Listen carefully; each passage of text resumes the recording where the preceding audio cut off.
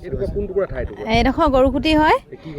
গৰুখুটিত মানে এতিয়া ধৰক যিটো আহিছিলে জিৰ' বেগৰ কামটো তেওঁলোকে ধৰক যেতিয়াবা কামটো কৰিব লাগিছিলে কিন্তু তেতিয়াবা তেওঁলোকে কামটো নকৰিলে। যেতিয়া বাৰিষা হ'ল তেতিয়া তেওঁলোকে কামটো কৰিলে যদিও কামটো মানে যেনেধৰণে কৰিব লাগিছিলে তেনেধৰণে কামটো নোহোৱাৰ ফলত কি হ'ল, এতিয়া তেওঁলোকে বস্তা পেলালে যদিও মানে বস্তাবোৰ গৰাই এতিয়া শুকাই গলত পূৰা খহাই লৈ গৈছে।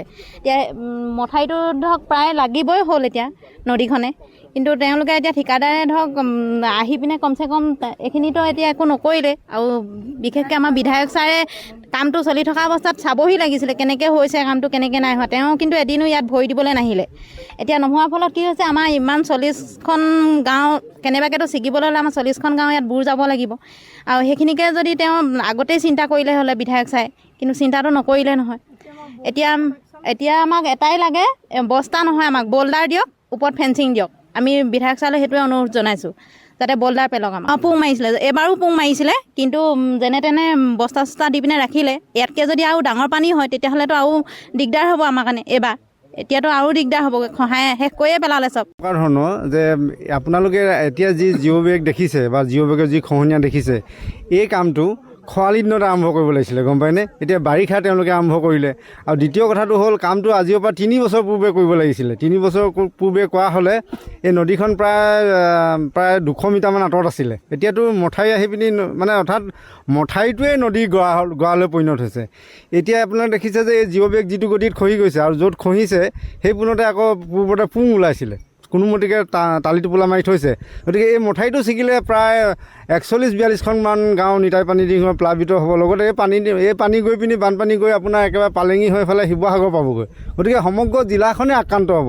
গতিকে ৰাইজ আজি আতংকিত হৈ আছে আৰু এক মানে আশংকাত দিন কটাবলগীয়া হৈছে। স্থানীয় বিধায়ক মহোদয়েও কথাটো ভালকৈ মানে পৰিদৰ্শন কৰিব লাগিছিলে যে ঠিকাদাৰজনেনো কেনেকৈ কামটো কৰিছে। তেওঁ এইটো যিহেতু আমাৰ অঞ্চলৰ ৰাইজে ভোট দি তেখেতক জিকাই দিছিলে, তেখেতৰ সেইটো নৈতিক দায়িত্ব আছিলে। আমি আচৰিত খাইছোঁ, মানে হতভম্ব হৈ পৰিছোঁ যে এই ক্ষেত্ৰত তেখেত নিমাত কিয়, সেইটোহে আমি আচৰিত খাইছোঁ। আৰু খুব সোনকালে যদি এই গৰাখহনীয়া প্ৰতিৰোধৰ কাৰণে এতিয়া জিঅ' বেগতকৈ আমাক কি লাগে, ইয়াত ৰাইজে কৈছে, আমাক ৰাইজে কৈছে, আমি পুৱা গধূলি ইয়ালৈ আহি আছোঁ, তেতিয়া কৈছে যে তেখেতসকলে বল্ডাৰ দি পিনি যিটো ফেঞ্চিঙৰ ব্যৱস্থা কৰে সেইটোহে ইয়াৰ প্ৰটেক্ট মাত্ৰ উপায়, তাতকৈ বনায়।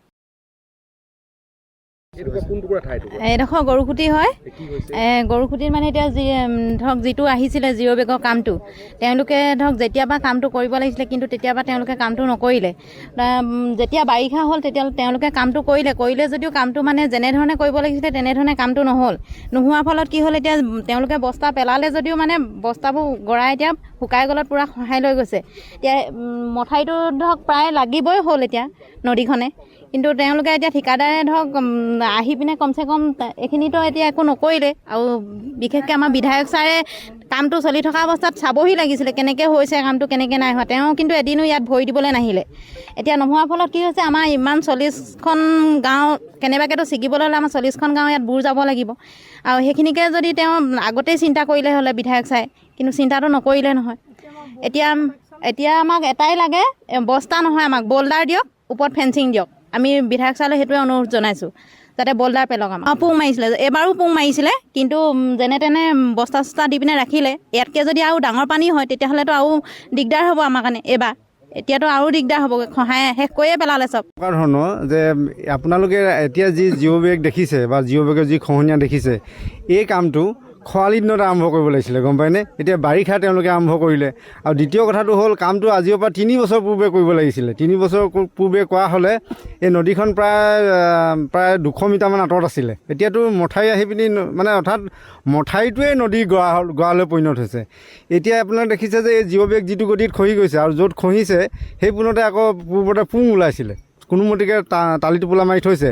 গতিকে এই মথাউৰিটো ছিগিলে প্ৰায় 41-42খনমান গাঁও নিতাই পানী দি প্লাবিত হ'ব। লগতে এই পানী গৈ পিনি বানপানী গৈ আপোনাৰ একেবাৰে পালেঙি হৈ ফালে শিৱসাগৰ পাবগৈ। গতিকে সমগ্ৰ জিলাখনে আক্ৰান্ত হ'ব।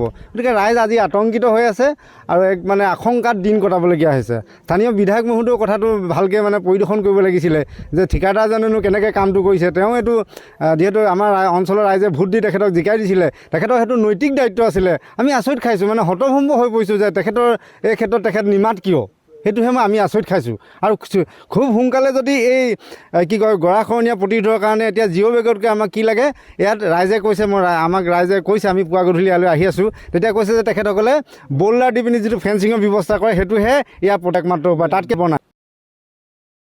যিকোনো খবৰৰ বাবে যোগাযোগ কৰক 7099017330 লগতে 7099017110 নম্বৰত।